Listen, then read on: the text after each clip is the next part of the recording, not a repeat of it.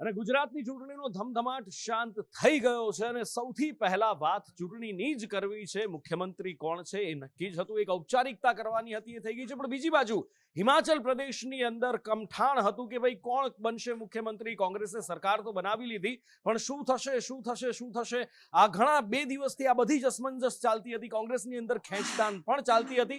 પણ હવે સમાચાર મળી રહ્યા છે કે અહીંયા આખરે મામલો થાળે પડ્યો છે. મુખ્યમંત્રીનું નામ નક્કી થઈ ગયું છે. ક્યારે મુખ્યમંત્રીનું નામ જાહેર થશે, કોણ બનશે મુખ્યમંત્રી, તમામ વિશે જાણીએ અજય યાદવ पासेથી। देखिए, निश्चित तौर पे पिछले 2 दिनों से हिमाचल प्रदेश में कांग्रेस की तरफ से कौन मुख्यमंत्री होगा, इस चेहरे को खोजने की तमाम सारी कवायद चल रही थी। हालांकि 4 नाम सबसे ऊपर बताए जा रहे थे, जिसमें एक वीरभद्र सिंह के जो बेटे थे विक्रमादित्य सिंह। हालांकि उन्होंने बाद में एक इंटरव्यू में कहा कि वो इस रेस में शामिल नहीं है, लेकिन उनकी मां यानी वीरभद्र की जो वाइफ है या विक्रमादित्य की जो मां है, वो जो हिमाचल प्रदेश कांग्रेस कमेटी की अध्यक्ष रह चुकी हैं, उन्हीं की अगुवाई में एक तरह से चुनाव लड़ा है। प्रतिभा सिंह, उनका मुख्यमंत्री की रेस में नाम सबसे आगे चल रहा था। हालांकि प्रियंका गांधी की करीबी एक है सुखविंदर सिंह सुक्खू, जिनको एक तरह से सिलेक्शन कमेटी का चेयरमैन बनाया गया था, कैंपेन कमेटी का चेयरमैन बनाया गया था, और कहा गया कि जो भी जितने भी विधायक आज कांग्रेस के जीते हैं, उसमें सबसे ज्यादा संख्या जो है सुखविंदर सिंह सुक्खू उसके समर्थकों की है। 20 से ज्यादा संख्या बताई जाती है, और प्रियंका जो गांधी है उनके सबसे करीबी बनाए जाते हैं, और उनके नाम की चर्चा सबसे पहले चल रही थी। लेकिन अब खबर आ रही है कि सुखविंदर सुक्खू इन्हीं के नाम पर एक तरह से जो कमेटी गई थी, ऑब्जर्वर जो गए थे, उनके नाम पे एक तरह से अपनी तरफ से मुहर लग गई है। लेकिन विधानसभा में विधायकों की एक विधायक दल की बैठक होने वाली है, उसमें एक तरह से आम सहमति बनाने की कोशिश की जाएगी, ताकि सुखविंदर सुक्खू के नाम का अगर ऐलान हो तो किसी तरह का अंतर विरोध न दिखाई दे। लेकिन साथ ही यह भी खबर आ रही है कि सुखविंदर सिंह सुक्खू को कहीं न कहीं सीएम बनाने से पहले कहीं न कहीं 2 जो डिप्टी सीएम उनके नाम का भी ऐलान, या कह सकते हैं उनको भी आगे कर सकती है कांग्रेस पार्टी, ताकि आगे आने वाले जो लोकसभा चुनाव हो उसमें किसी तरह की फजीयत न हो, या पार्टी में किसी तरह की ग्रुपबाजी न दिखे। हालांकि एक और नाम है मुकेश अग्निहोत्री, जो कि पीसीसी या अपोजिशन लीडर थे, उनके नाम की भी चर्चा चल रही थी। तो माना जा रहा है कि अभी जब विधायक दल की बैठक होगी, थोड़े देर बाद हो सकता है कि जो सुखविंदर सुक्खू के नाम पे मुहर लगी है उसका ऐलान कर दिया जाए। जी બિલકુલ એટલે અજય અહીંયા આગળ હંમેશા જોવા મળે છે, હંમેશા से यहाँ देखा जाता है कि जहां जहां कांग्रेस की सरकार बनती है गुटबंदी देखने को मिलती है। जैसे कि राजस्थान में हम हाल ही में देख रहे हैं, हालांकि अभी तो वहां स्थितियां नॉर्मल होती दिख रही है गहलोत और पायलट के बीच, लेकिन यहाँ पर मुख्यमंत्री बनने से पहले इतनी कश्मकश दिख रही है। तो क्या कौन से पैमाने ध्यान में रख के मुख्यमंत्री या डिप्टी सीएम की बात की जाए तो नाम तय किए गए हैं, और भविष्य में क्या कोई और ज्यादा हिलचाल हिमाचल में हो सकती है इसको लेकर? देखिए, निश्चित तौर पर दिक्कत सिर्फ इसलिए हो रही है कि वीरभद्र सिंह की जो वाइफ है प्रतिभा सिंह, वो प्रदेश अध्यक्ष भी हैं, और एक तरह से वो दावा कर रही हैं कि वीरभद्र सिंह के चेहरे पे ही पूरा वोट पड़ा है। और इसी दावे पे वो क्लेम भी कर रही हैं कि चूंकि वीरभद्र सिंह के नाम पे वोट पड़ा है, इसलिए उनकी पत्नी वो है, पीसीसी प्रेसिडेंट हैं, इसलिए उनके नाम पे मुहर लगनी चाहिए। इस तरह की कोशिश लगातार वो कर रही है और उनके समर्थक कर रहे हैं। लेकिन पार्टी के भीतर जो लोग काम कर रहे हैं, या जिनका चेहरा सबसे ज्यादा अभी फिलहाल एक्टिव दिखाई देता है अपोजिशन में रहते हुए, वो सुखविंदर सुक्खू हैं, जो कि प्रियंका गांधी की काफी करीबी हैं और युवा भी हैं। और पार्टी कहीं न कहीं चाहती है कि ऐसे युवाओं को आगे लाया जाए, जिसको कहीं न कहीं जो विधायक हैं या पार्टी पे उसकी पकड़ भी हो, लोग उसको चाहते हो। और कहा जा रहा है कि सुखविंदर सुक्खू इतने पॉपुलर हैं कि 20 से ज्यादा विधायक जो हैं, उन्हीं को सपोर्ट करने वाले जीते हैं। ऐसे में प्रतिभा सिंह को अगर पार्टी आगे करती है, तो कहीं न कहीं जो सुखविंदर सिंह सुक्खू का जो खेमा है, या बड़े विधायकों का जो खेमा है, कहीं न कहीं पार्टी के भीतर अविश्वास का शिकार होगा, एक अलग खेमेबाजी करता हुआ दिखाई देगा। तो ऐसे में पार्टी कहीं न कहीं प्रतिभा सिंह को साधने की कोशिश करेगी, और ये बताने की कोशिश करेगी कि किस तरह से सुखविंदर सुक्खू की अगुवाई में पार्टी जो है आगे बढ़ेगी। लेकिन निश्चित तौर पे ये खींचतान बनी रहेगी, क्योंकि अभी से ही जो पिछले 2 दिनों में जो नजारा देखने को मिला, किस तरह से दोनों जो लीडर्स हैं उनके समर्थक कार पे कूदते हुए नजर आए, तो माना जा रहा है कि भले अभी कांग्रेस पार्टी दोनों धड़ों को शांत कर ले, लेकिन आने वाले जो लोकसभा चुनाव होंगे, या पार्टी आगे कैसे रन करेगी, उसमें ये खेमेबाजी साफ दिखाई देगी। तो फिलहाल ये कांग्रेस की बीमारी बन चुकी है। कोई ऐसा राज्य नहीं है जहां पे ये खेमेबाजी नहीं दिखाई देती है।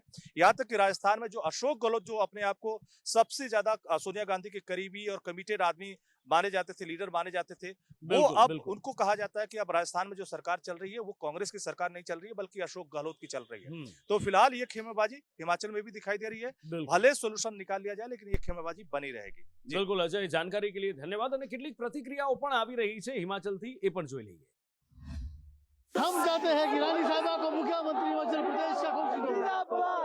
तो हम चाहते हैं कि टीका विक्रमादित्य सिंह को हिमाचल प्रदेश की युवा साथी को कमान दी जाए। ऐसा कोई कारण है, सब एकजुट है। अब जनता के फैसले का सम्मान किया जाए जो जनता चाह रही है। कांग्रेस एकजुट है, कांग्रेस में कोई गुटबाजी नहीं है। जनता को अहम भूमिका दी जाए, जनता के फैसले का सम्मान किया जाए। सिर्फ टीका विक्रमादित्य जी पूरे हिमाचल में घूमे हैं और उन्होंने कन्विंसिंग की है। यही हमारी मांग है कि उनको सत्ता परिवर्तन राज परिवार उन्हीं की वजह से हुआ है। राजा वीरभद्र की वजह से सत्ता परिवर्तन हुआ है।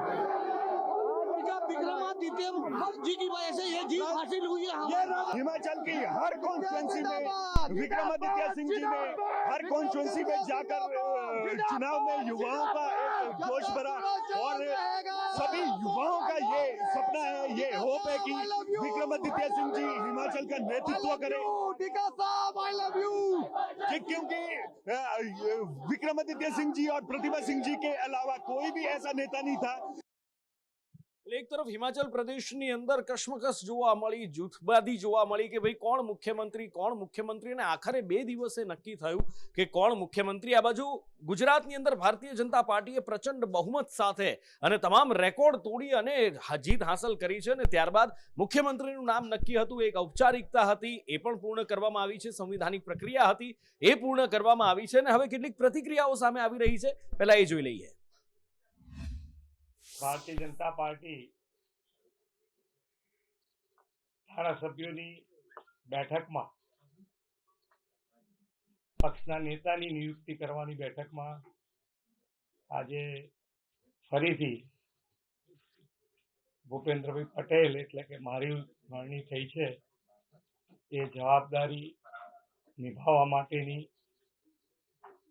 આપ સૌ સાથે મળી અને નિભાવીશું। આજે સર્વાનુમતે ભારતીય જનતા પાર્ટી ગુજરાત સંસદીય દળે આપણા મુખ્યમંત્રી ભૂપેન્દ્રભાઈ પટેલને જ બીજી વખત નેતા તરીકે આજે સર્વાનુમતે મિત્રો આ તો ચૂંટણી પહેલા ભૂપેન્દ્રભાઈના નામની પાર્ટી તરફથી ઘોષણા થઈ ચૂકેલી હતી એટલે ઔપચારિક વિધિ પાર્ટીની અને આપણી વૈધાનિક પરંપરાઓને નિર્વહન કરવા માટેનો વિષય હતો। બધાએ રાજી ખુશીથી એમને વધાવ્યા અને ફોર્માલિટી પૂરી કરી। ધન્યવાદ। એટલે આ તો ઔપચારિકતા હતી કારણ કે ભૂપેન્દ્ર પટેલના નેતૃત્વમાં જ ચૂંટણી લડાશે અને એ જ મુખ્યમંત્રી રહેશે। ઘણા સમય પહેલા જાહેરાત ભારતીય જનતા પાર્ટીના દિગ્ગજ નેતાઓ કરી ચૂક્યા હતા અને આજે એ ધારાસભ્ય દળની બેઠક મળી, એની અંદર ભૂપેન્દ્ર પટેલનું નામ મુખ્યમંત્રી તરીકે એટલે કે ગૃહના નેતા તરીકે મૂકવામાં આવ્યું અને ત્યારબાદ બધાએ એમને ટેકો જાહેર કર્યો, સર્વાનુમતે મુખ્યમંત્રી તરીકે ચૂંટવામાં આવે। રાજ્યપાલ પાસે તેઓ ગયા અને સરકાર બનાવવાનો દાવો કર્યો, એની ઉપર રાજ્યપાલે મંજૂરીની મહોર લગાવી દીધી। પણ સસ્પેન્સ એક વાતને લઈને તોડાઈ રહ્યું છે કે હવે મંત્રીમંડળ કેવું હશે, મંત્રીમંડળમાં કોણ કોણ હશે, કેટલા રાજ્ય કક્ષાના મંત્રી, કેટલા કેબિનેટ મંત્રી, તમામ વિશે હિરેન પાસેથી જાણીએ।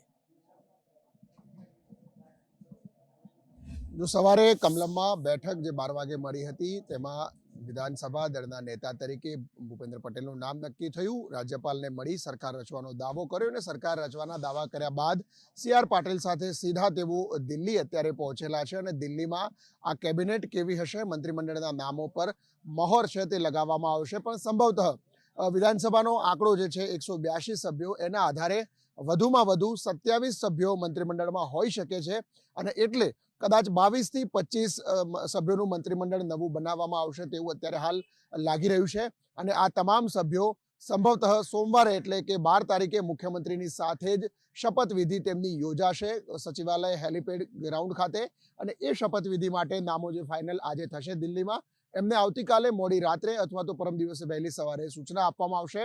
જાતિગત સમીકરણોના આધારે પણ અને વિસ્તાર આધારે આ નામો છે પસંદ કરવામાં આવશે, કારણ કે ભારતીય જનતા પાર્ટી પાસે આ વખતે પ્રચંડ બહુમતી છે.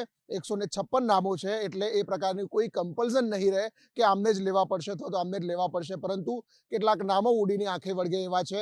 શંકર ચૌધરી બનાસકાંઠાથી જીતીને આવ્યા છે, રમણલાલ વોરા જીતીને આવેલા છે સાબરકાંઠા જિલ્લામાંથી. આ બંને નામ ફાઇનલ માનવામાં આવી રહ્યા છે. ઋષિકેશ પટેલ છે, તેમનું પણ નામ ફાઇનલ મનાઈ રહ્યું છે, કારણ કે અમિત શાહે સભામાં જાહેરાત કરી હતી હર્ષ સંઘવીને રિપીટ કરવામાં આવશે, જીતુ વાઘાણીને રિપીટ કરવામાં આવશે. એ જ પ્રકારે ઘણા નવા ચહેરા છે એમને પણ, એટલે સંભવતઃ જે 22 થી 25 લોકોનું જે નવું લિસ્ટ આવશે એમાંથી 12 થી 13 ચહેરા નવા હોય તેવું લાગી રહ્યું છે. જાતિગત સમીકરણોના આધારે પણ જોવામાં આવશે. કેબિનેટ કક્ષાના મંત્રીઓ છે, એટલે 8 થી 10 કેબિનેટ મંત્રીઓ હશે અને બાકીના રાજ્ય કક્ષાના મંત્રીઓ અને 3 થી 4 લોકોને સ્વતંત્ર હવાલો પણ આપવામાં આવી શકે છે. મોટે ભાગે હર્ષ સંઘવીને ગૃહ રાજ્યમંત્રી તરીકે રિપીટ કરવામાં આવે તેવી શક્યતાઓ પ્રબળ અત્યારે હાલ દેખાઈ રહી છે. બિલકુલ હિરેના, સમગ્ર માહિતી બદલ આપનો આભાર. અને પ્રમુખ સ્વામી જન્મ શતાબ્દી મહોત્સવની તડામાર તૈયારીઓ અમદાવાદમાં ચાલી રહી છે અને આ બાબતે પ્રતિક્રિયા પણ આવી રહી છે. સ્કલ્પચર્સ બનાવી જુઓ, આ ગ્લો ગાર્ડન, આ લાઇટ સ્કલ્પચર્સ, અને એની પાછળ હેતુ કેવો છે? તો પહેલા હું સિંહ ની વાત કરું છું. સિંહ તમે જે જોશો ને, તો એની પાછળ આપણે એક સૂત્ર લખ્યું છે, ધ વેલ્યુ ઓફ કરેજ. હિંમતની એક આ મૂલ્ય છે. Lions are free and fearless. They are loud and proud. So let us roar for the right reasons in the right way. ગર્જના તો બધાએ કરવાની છે, પણ સાચા કારણો માટે અને સાચી રીતે આપણે ગર્જના કરીએ. એટલે આ ગ્લો ગાર્ડનની અંદર એક મૂલ્યો મળશે, પણ એ મૂલ્યો તમે જીવનમાં કેવી રીતના ઉતારી શકો એનું પણ આપણને માર્ગદર્શન પ્રાપ્ત થવાનું છે. એક-એકની પાછળ બહુ જ ઊંડા સંદેશા છે. એટલે કુદરતની અંદર શ્રદ્ધા, ભગવાનની અંદર શ્રદ્ધાના પણ વિચારો આવે છે, પણ એ કોઈ સંત મહાત્મા પાસે નહીં. ભગવાનની અંદર શ્રદ્ધા રાખવી એ વિચારો આપણને વૈજ્ઞાનિકો પાસે મળવાના છે. હવે આ પ્રમુખ સ્વામી કેટલા ઉદાર હતા. સામાન્ય રીતે આપને લાગે કે ભગવાનની શ્રદ્ધા સંતો વાત કરશે કે ના, એની અંદર આઇઝેક ન્યૂટન એની પણ વાત આવે છે ગ્લો ગાર્ડનમાં. અને ન્યૂટન કહે છે કે just by looking at the thumb, મનુષ્યનો એક અંગૂઠો એની સામે હું જોઉં છું, I believe in the creator. આવો અંગૂઠો જેનો બધું જ પકડી શકે, કરી શકે, લખી શકે, એક તમારો અંગૂઠો કાપી દો તો તમે ગ્રીપ પણ ન કરી શકો. ન્યૂટન એવું કહે છે કે એક અંગૂઠા સામે જોઈને મને ભગવાનમાં વિશ્વાસ ઉભો થાય છે. તો એ વિચાર માંગી લે છે. એડિસન સામાન્ય રીતે નાસ્તિક હતા, ભગવાનમાં માનતા નતા, પણ એડિસને એક વાક્ય એવું બોલ્યા છે, that there is a supreme intelligence, I have no doubt about that. અંતે તો સર્વોચ્ચ એક જ્ઞાની શક્તિ છે, એના માટે મને શંકા નથી. હવે વિચાર કરો, આ બધી વાત આ ગ્લો ગાર્ડનમાં છે, કારણ કે પ્રમુખ સ્વામી એન્કરેજ વોટ વેલ્યુઝ. પ્રમુખ સ્વામીએ વિજ્ઞાનને પણ એન્કરેજ કર્યું છે. એવી રીતે તમે જ્યારે આગળ વધશો ત્યારે શાસ્ત્રમાં શ્રદ્ધા, ગુરુમાં શ્રદ્ધા, પણ આઝાદી કા અમૃત મહોત્સવ કહેતા કે આપણા રાષ્ટ્રની અંદર શ્રદ્ધા. અત્યાર સુધી રાષ્ટ્રની રચનામાં આપણે એમ્પરર્સ, કિંગ્સ, પોલિટિકલ લીડર્સ એની જ વાતો સાંભળીએ છીએ, પણ કદાચ આપણે એક વાત ભૂલી જઈએ છીએ કે બહુ જ મોટી એક તાકાત અને શક્તિ જે સૂક્ષ્મ છે, પણ આપણી નૈતિક અને આધ્યાત્મિક શક્તિ છે. અને આ બધા વચ્ચે ગુજરાતની રાજનીતિની અંદર એક જ સવાલ કે આખરે મંત્રીમંડળમાં કોણ અને એનું મંથન દિલ્હીમાં થોડી વારની અંદર જ ચાલુ થશે. મુખ્યમંત્રી પણ દિલ્હી પહોંચ્યા છે, પ્રદેશ પ્રમુખ પણ ભારતીય જનતા પાર્ટીના દિલ્હી પહોંચ્યા છે. સંજય પાસેથી વિગતો લઈએ. સંજય, જે નવા મંત્રીમંડળને લઈને તડામાર તૈયારીઓ ચાલી રહી છે, પરંતુ સૌથી મહત્વનો સવાલ છે કે નવા મંત્રીમંડળની અંદર સમાવેશ કોનો થશે તેની તૈયારીઓ, તેની ચર્ચા માટે મુખ્યમંત્રી ભૂપેન્દ્ર પટેલ અને CR પાટીલ અત્યારે હાલમાં દિલ્હીમાં છે. તેઓ PM નિવાસસ્થાને બેઠક કરશે પ્રધાનમંત્રી નરેન્દ્ર મોદી સાથે, અને આ બેઠકની અંદર અમિત શાહ પણ ઉપસ્થિત રહેશે. પરંતુ જે નવા મંત્રીમંડળ 156 ધારાસભ્યોમાંથી કોનો સમાવેશ કરાશે તેને લઈને ચર્ચા કરવામાં આવશે, અને આજે આ મંત્રીમંડળ ઉપર ફાઇનલ મોહર મોવડી મંડળ તરફથી મારવામાં આવશે અને ત્યારબાદ એ મંત્રીમંડળના નામની જાહેરાત આવતીકાલે સાંજે અથવા તો પરમ દિવસે સવાર સુધીમાં કરવામાં આવશે. હાલમાં પીએમ નિવાસસ્થાન ઉપર ચારેય મહાનુભાવો વચ્ચે બેઠક ચાલી રહી છે અને ત્યારબાદ સીએમ અને સીઆર પાટીલ ગુજરાત આવવા રવાના થશે. જી બિલકુલ, અને સીએમ સીઆર પાટીલ ત્યાંથી ચર્ચા કરીને આવશે અને મંત્રીમંડળમાં કોણ કોણ હોઈ શકે છે એ સંભવિત ચહેરાઓની થોડી વાર પહેલા જ હિરેન સાથે વાત કરી, પણ કયા કયા સમીકરણોને ધ્યાનમાં રાખીને આ મંત્રીમંડળ બનાવાઈ શકે છે, કેટલા સભ્યોનું મંત્રીમંડળ હોઈ શકે છે, કેટલા કેબિનેટ, કેટલા રાજ્ય કક્ષાના, નિકુલ પાસેથી તમામ વિગતો લઈએ. જી બિલકુલથી નુપુર, નવા મંત્રીમંડળ લઈને કવાયત જે છે તે હાથ ધરવામાં આવી છે. આજે કમલમ ખાતે પણ એક મહત્વની ધારાસભ્યોની બેઠક જે યોજાઈ હતી ને ત્યારબાદ હવે જે છે તે મુખ્યમંત્રી અને સીઆર પાટીલ છે તે દિલ્હી ખાતે પહોંચ્યા છે. ત્યાં પણ જે છે તે ચર્ચાઓ ચાલી રહી છે. પરંતુ 22 થી 25 જેટલા જે મંત્રીઓ છે તે નવા મંત્રીમંડળમાં હોઈ શકે છે, જેમાં 7 પાટીદાર, 6 ઓબીસી જે છે તે હોઈ શકે છે. એટલે કે દરેક સમાજની અંદર સાથે રાખવાનો જે પ્લાન છે ત્યાં નવા મંત્રીમંડળની અંદર ચાલી રહ્યો છે. તેમાં પાટીદારો જે 7 લેવામાં આવશે, સાથે જ 6 જેટલા જે ઓબીસી ચહેરા છે તે લેવામાં આવશે.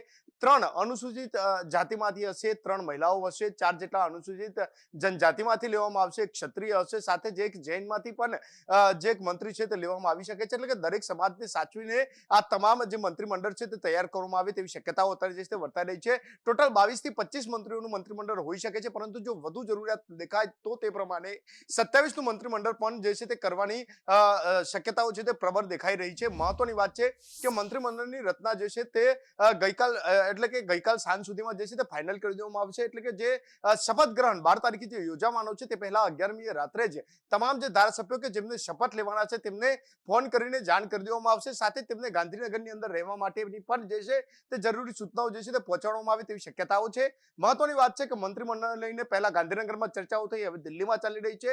કયા સમાજમાંથી કેટલા મંત્રી લેવા, કોને લેવા, તેને લઈને અત્યારે જે ચર્ચાઓ જે છે તે જોર પકડી લીધું છે અને જે આવતીકાલ સાંજ સુધીમાં તમામ નામ જે છે તે જાહેર થાય તેવી શક્યતાઓ છે. રાત્રે જ આવતીકાલે રાત્રે તમામને જે છે તે ફોન કરી જાણ કરી દેવાશે અને 12 તારીખે તેઓ જે છે તે શપથ લઈ લેશે. જી હા, એટલે 12 તારીખે મંત્રીમંડળ પણ શપથ લેશે મુખ્યમંત્રીની સાથે. પણ ગુજરાતની રાજનીતિની એક વિશેષતા હંમેશાથી એ રહી છે કે ગમે એટલા દાવા થતા હોય પણ હકીકત એ છે કે ગુજરાતની રાજનીતિ જાતિગત, જ્ઞાતિગત સમીકરણોના આધારે જ ચાલતી આવી છે અને ચાલતી રહેશે.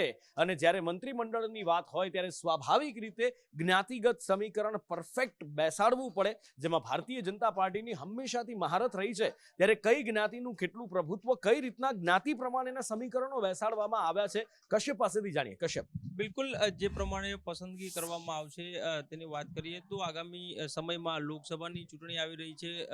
ખૂબ ઓછો સમય છે હવે લોકસભાની ચૂંટણીને લઈને અને તેને લક્ષમાં રાખી અને તમામ જ્ઞાતિઓનો સમાવેશ છે તે આ મંત્રીમંડળમાં કરવામાં આવશે. કેટલાક નવા ચહેરાઓનો સમાવેશ થશે તો કેટલાક જૂના જોગીઓ છે તેને ડેમેજ કંટ્રોલ કરવા માટે થઈ અને રિપીટ કરવામાં આવશે. 10 થી 11 જેટલા કેબિનેટ મંત્રીઓ હશે, 12 થી 14 જેટલા રાજ્ય કક્ષાના મંત્રી છે ત્યાં નવા મંત્રીમંડળમાં હોઈ શકે છે, જેમાં સૌથી વધારે ઓબીસીમાંથી મંત્રી બનાવવામાં આવે તેવી પૂરી શક્યતા રહેલી છે. તો જે પ્રમાણે અત્યારે પાટીદારને પ્રભુત્વ આપવામાં આવે છે, પરંતુ તેમાં થોડી બ્રેક મારવામાં આવે તેવી શક્યતા વધારે દેખાઈ રહી છે. 2 જેટલા બ્રાહ્મણ સમાજમાંથી નેતાઓ છે તેને મંત્રીમંડળમાં સ્થાન મળી શકે છે, કારણ કે આ વખતે 14 જેટલા બ્રાહ્મણ સમાજમાંથી ઉમેદવારો છે તે પસંદ કરવામાં આવ્યા હતા. તો 2 જેટલા એસસી સમુદાયમાંથી મંત્રી પસંદ કરવામાં આવશે અને 3 થી 4 જેટલા આદિવાસી સમાજમાંથી મંત્રીઓ છે તેની પસંદગી થઈ શકે છે. કારણ કે અત્યારે સૌથી વધારે પાર્ટીને જો કોઈ મત આપ્યા હોય તો તે ઓબીસી, એસસી અને એસટી સમાજમાંથી મત મળ્યા છે અને આ સમાજને સાચવવા માટે સાથે જે લોકસભામાં આ સમાજ સચવાઈ રહે, સાથે રહે તેના માટે થઈ આ મુજબના જ્ઞાતિગત સમીકરણો સાથે મંત્રીમંડળમાં પસંદગી કરવામાં આવશે. બિલકુલ, અને મંત્રીમંડળની જ્યારે પસંદગી થવાની હોય અને એમાં પણ જ્યારે કહેવાતું હોય કે ગુજરાતની રાજનીતિનો રસ્તો સૌરાષ્ટ્રમાં થઈને જાય છે, સૌરાષ્ટ્રનું પ્રભુત્વ, સૌરાષ્ટ્રનું મહત્વ હંમેશાથી ગુજરાતની રાજનીતિમાં રહ્યું છે. અને જ્યારે કેન્દ્રના મંત્રીમંડળમાં પણ સૌરાષ્ટ્રના 2 મંત્રીઓ હોય તો સ્વાભાવિક રીતે સવાલ થવો કે ભાઈ ગુજરાતનું જ્યારે મંત્રીમંડળ બનવા થઈ રહ્યું છે આટલી પ્રચંડ જીત પછી ત્યારે સૌરાષ્ટ્રને કેટલું પ્રાધાન્ય મળી શકે છે, સૌરાષ્ટ્રમાંથી કોણ કોણ ચહેરાઓ એવા પ્રબળ છે જે ચર્ચામાં છે, કયા સમીકરણો જ્ઞાતિગત અહીંયા બેસાડવામાં આવશે, તમામ વિશે જાણીએ મયુર પાસેથી. મયુર, બિલકુલ નુપુર, સૌરાષ્ટ્રની વાત કરીએ તો સૌરાષ્ટ્રના તમામ જે ધારાસભ્યો ચૂંટાયેલા છે એમાંથી રાજકોટનું મહત્વ ખૂબ અનેરું છે ને રાજકોટથી કમસે કમ 3 મંત્રીઓ બને તે પ્રકારની શક્યતાઓ અત્યારે જોઈ રહી છે. નુપુર, મહત્વની વાત એ છે કે રાજકોટમાંથી સૌથી વધારે લીડ સાથે ચૂંટાયેલા ડોક્ટર દર્શિતા શાહ છે. તેનું નામ હાલ ચર્ચાની અંદર છે કારણ કે તેઓ સંઘમાંથી પણ આવે છે અને સંઘની સાથે તેમનો ગરોબર રહ્યો છે. તેમની સીધી પસંદગી જ્યારે ટિકિટ માટે થઈ હતી ત્યારે એમ કહેવાતું હતું કે પીએમઓ માંથી સીધો ફોન આવ્યો હતો અને તેમને ટિકિટ ફાળવાઈ છે. બીજી વાત કરી દઈએ ઓબીસી ચહેરા ઉદય કાનગડની, તો તે સિનિયર મોસ્ટ વ્યક્તિ તરીકે અહીંયા સૌરાષ્ટ્રની અંદર ગણાય છે. જયેશ રાદડિયા છે, જયેશ રાદડિયા વિઠ્ઠલભાઈ રાદડિયાના પુત્ર છે અને આ પહેલા પણ કેબિનેટ મંત્રી તરીકે રહી ચૂક્યા છે એટલે તેનું નામ પણ મોખરે મનાઈ રહ્યું છે. આ ઉપરાંત જસદણના કુંવરજીભાઈ બાવળિયા છે, તેનું નામ પણ ચર્ચામાં છે. રમેશ ટીલડા ખોડલધામ સાથે સંબંધ ધરાવે છે અને તેઓ ધારાસભ્ય બન્યા છે તો તેનું નામ પણ ચર્ચામાં છે. આ બધા જ નામોની સાથે રાજકોટની સાથે સાથે જામનગર અને અમરેલી છે એમાંથી પણ એક મંત્રી આવી શકે છે. જામનગરથી એવાબા જાડેજા છે, તેનું નામ પણ મંત્રી પદ માટે ચર્ચાની અંદર ચાલી રહ્યું છે. તો અમરેલીની અંદર પણ એક ધારાસભ્ય છે તેને મંત્રીમંડળની અંદર સમાવેશ કરી શકાય છે. આ તમામ સોગઠાઓ છે તે અત્યારે બેસાડવામાં આવી રહ્યા છે, પરંતુ જે નામ ચર્ચાની અંદર છે તેમાં રાજકોટ જિલ્લો અને રાજકોટ શહેર છે તે મોખરે હોય તેવું લાગી રહ્યું છે અત્યારે.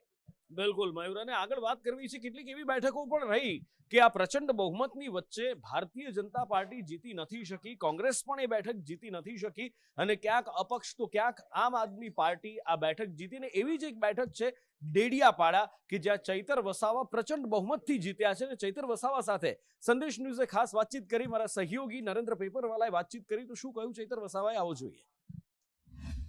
ચિત્તભાઈ, ખાસ કરીને જે તમે ભાજપ અને કોંગ્રેસ જેવા મોટા પક્ષોને હરાઈને જીત મેળવી છે, શું કહેશો તમારી જીતને લઈને? હા, ચોક્કસ. ભાજપ જેવા મોટા પક્ષના અને એમના દિગ્ગજ નેતાઓના અહીં નરેન્દ્ર મોદી, અમિત શાહ અહીં આવીને જાય અને સાથે સાથે કોંગ્રેસના રાષ્ટ્રીય અધ્યક્ષ અર્જુનભાઈ ખડકે એ આવીને ગયા પછી બી, અહીં અશોક ગેહલોત આવીને ગયા પછી બી લોકોએ જ્યારે અમને જીતાડ્યા છે એટલે અમે માનીએ છીએ ત્યાં સુધી આ જીત અમારી આમ આદમી પાર્ટીની કે ફક્ત ચૈતરભાઈની અને એની ટીમની નથી, પરંતુ આ જીત સમગ્ર ગુજરાતમાં જે ગરીબ પછાત લોકો છે, બિછડેલા લોકો છે અને સમગ્ર વિશેષ કરીને આ આદિવાસી વિસ્તારના લોકોની આ જીત છે. અને આવનાર સમયમાં અમે એમના વિશ્વાસ પર ખરા ઉતરીને વિધાનસભામાં એમનો અવાજ બનીશું. અમે 10-12 વર્ષથી સમાજ માટે, બંધારણીય જાગૃતિ માટે લડ્યા છે. આ વિસ્તારમાં બીજા ઘણા પ્રોજેક્ટો સામે અમે લડ્યા છે ત્યારે અહીંના લોકોએ અમારા પર એક મોટો ભરોસો મૂકીને અહીંના લોકોએ અમને જીત આપી છે કે જ્યારે પણ અન્યાય થશે ત્યારે ચૈતરભાઈ અને એમની ટીમ આખી ઊભી રહેશે એમ કરીને અમને 1 લાખથી પણ વધારે મતથી અહીં જીતાડેલા છે. નરેન્દ્ર પેપરવાલા, સંદેશ ન્યૂઝ, નર્મદા. અને આગળ એક ચૂંટણી પછીનો એક જબરજસ્ત રંગ તમને બતાવો છે. 156 બેઠકો સાથે ભારતીય જનતા પાર્ટીએ પ્રચંડ બહુમત હાંસલ કર્યો અને આ 156 બેઠકો પાછળ જો કોઈનો શ્રેય જતો હોય તો એ છે વડાપ્રધાન નરેન્દ્ર મોદીને, એમની મહેનતને અને એમણે જે ચૂંટણીમાં પરસેવો પાડ્યો છે એને. ત્યારે નરેન્દ્ર મોદીના ભારતીય જનતા પાર્ટીના કેટલાક પ્રશંસકો છે કે જે નવસારીના ગણદેવીના એક ગામમાંથી વિડીયો સામે આવ્યો છે, એમાં દેખાઈ રહ્યા છે ને નરેન્દ્ર મોદીના ભજન ગાતા રાધાકૃષ્ણ મંદિરની અંદર દેખાઈ રહ્યા છે.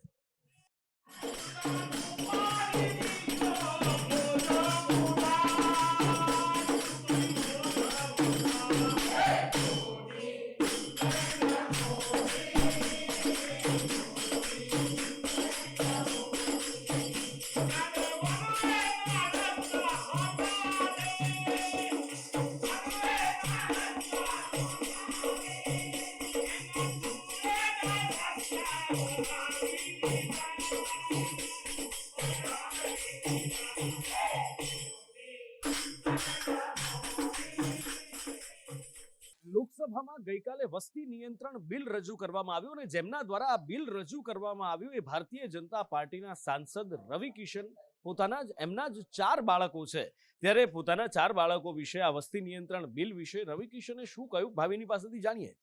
નુપુર, વાત કરીએ તો રવિ કિશન ભોજપુરી સ્ટાર અને આ સાથે જ ભાજપના સાંસદ જેમણે લોકસભામાં બિલ રજૂ કર્યું હતું વસ્તી નિયંત્રણનું, ને ત્યારે કોંગ્રેસ દ્વારા આક્ષેપ એમના ઉપર કરવામાં આવ્યા હતા કે તેમના 4 બાળકો છે. અગાઉ પણ આ મુદ્દો ઉઠ્યો હતો ને ત્યારે તેમણે સીધો જ કોંગ્રેસને વળતો જવાબ આપ્યો ને એમણે કહ્યું હતું કે આ કારણ એ કોંગ્રેસને એમણે જવાબ આપતા કહ્યું હતું કે સીધું જ કોંગ્રેસને જવાબદાર ગણાવ્યું હતું ને એમણે કહ્યું હતું કે અગાઉ જો વસ્તી નિયંત્રણ બિલ કોંગ્રેસ દ્વારા રજૂ કરી દેવામાં આવ્યું હોત, કાયદો બનાવવામાં આવ્યો હોત તો આજે 4 બાળકો ન હોત.